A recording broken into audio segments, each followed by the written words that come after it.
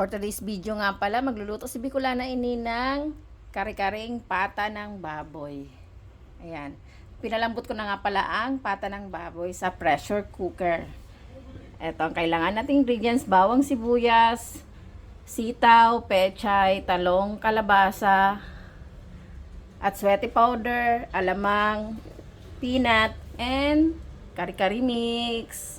Let's go! Sa isang pan, naglagay na nga ako ng cooking oil. Ginisa ko na ang bawang sibuyas at naglagay din ako ng alamang. Pag nagluluto nga pala ako ng kare-kare, nilalagay ko na ang alamang para malasa na siya. Nilagay ko na nga ang pinalambot kong pata at naglagay ako ng at sweaty powder.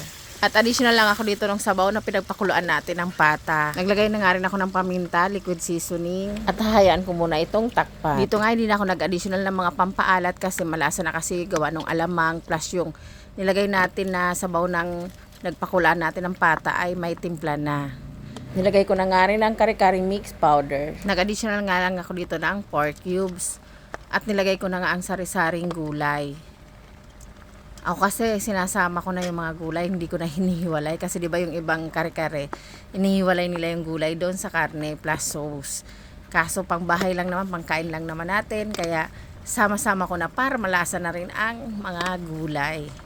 Eto nga, additional lang ako ng konting peanut butter para swakto na ang lasa ng ating kare-kare. Ganun lang, hahayaan lang natin tong lumapot-lapot ang pinakasabaw niya. Ito na ang ating kare-kare.